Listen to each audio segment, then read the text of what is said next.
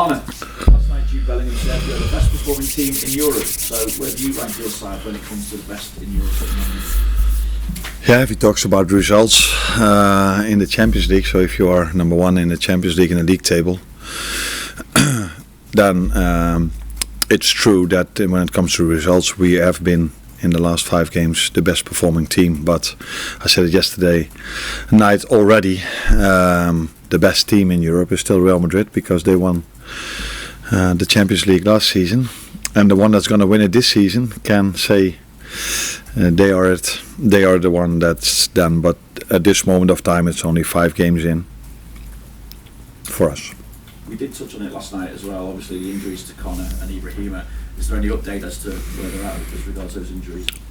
Well, they're still being assessed, so it's difficult to see where they are.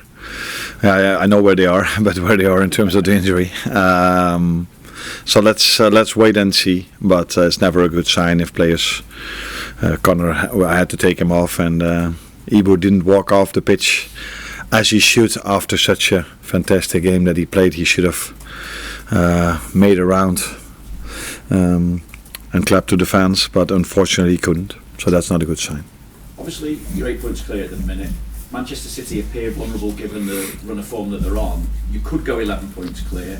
At the same time, obviously, the gap could narrow to 5 points. So how significant, how defining a moment could this potentially be in the title race for you?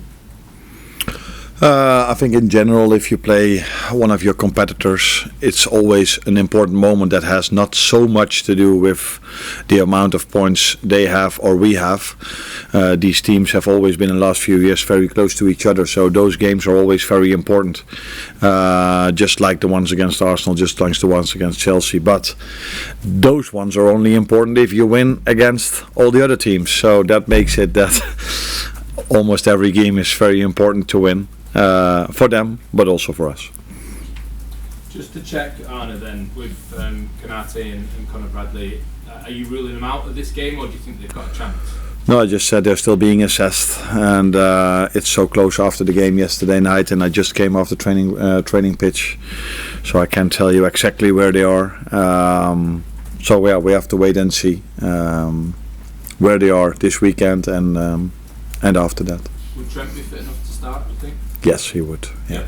In terms of City as well, obviously Vinny mentioned about the run of form that they're on. Do you think that makes your job easier or harder for this particular fixture? No, I don't think anyone in the last 8 or 9 years, or maybe even longer, would have said that City at home or away. The word easy never comes up to my mind if I think about City. And oh, okay. Still, the easy inside easier. So no, not at all. And I know everybody's looking at their results, and I've seen them as well. But if you face them, and that's what we do, you analyze it, and then I've seen. So, for example, against Brighton, they were 1-0 up, could have scored 2 or 3-0, didn't, and then got beaten 2-1 against Tottenham. They could have been after 20 minutes 2 or 3 goals up. Weren't, and against Feyenoord that has not happened many times. They were 3-0 up, completely dominated the game, and then all of a sudden in the end it was 3-3. So they are still a very, very, very good team, and one of the reasons why I think Pep Guardiola is the best manager in the world, or one of the best managers in the world, I think the best though, is that he always comes up with solutions for his problems. So and his problem now might be that Rodri is out, but we all know, at least I think, that he will come up with a problem that the run of form will go again, hopefully after Sunday. Thank you. Hi Anna. It looked last night like the players were pretty pumped by the atmosphere in the first half, and that came along with 3 yellow cards, and there was a moment actually where Curtis Jones signalled to his teammates to maybe keep their heads. Is that something that you are focusing on ahead of this game, and what could be a similarly quite intense and good atmosphere, that you need to sort of try and get your players to watch out for those yellow cards and things like that?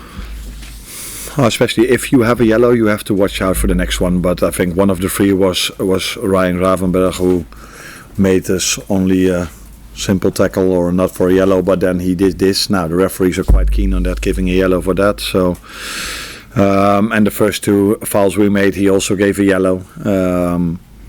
I think these games you have to be on top of your game in every aspect, so you have to play fair and good duels, and sometimes that can lead to a yellow card, but then if you have received one, you have to be smart, and that's what I saw with Ryan, that's what I saw with Darwin as well, because the one Darwin conceded was also in the set piece, and they were just struggling a bit, and the referee found it necessary to give yellow cards.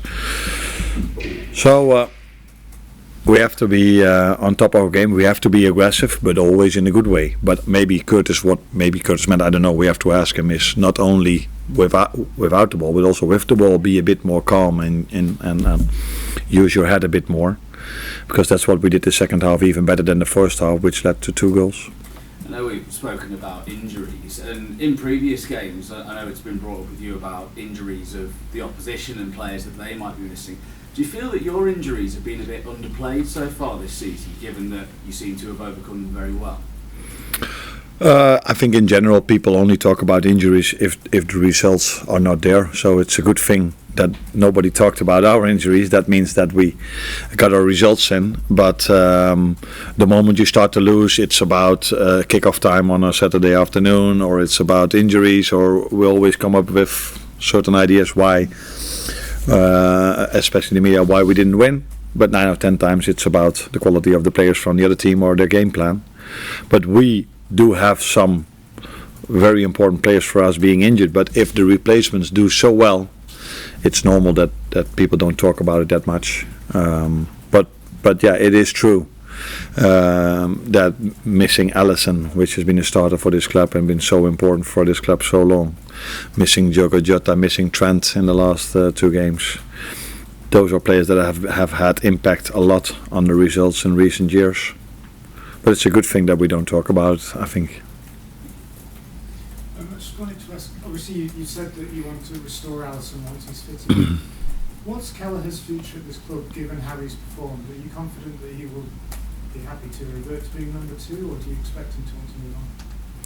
I'm expecting every player that he wants to be the number 1, so not only in the goalkeeper position, in every position, and it's always up to the player if he can accept his role. But at this moment, Queef has accepted his role from the start of the season till now in a great manner. When he didn't play, but also when he did play. So it's far too early to talk about what can happen next season. I want every player that they want to play every game. Would be completely wrong if he would have come over to me and said, I like it that I'm on the bench today. So that's completely normal with him and all the others, and but then it's always about the attitude if you don't play, and that has been outstanding.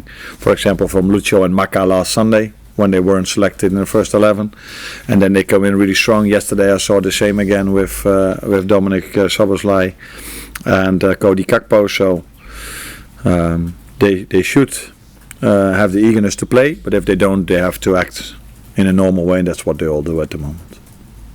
Hi Arne.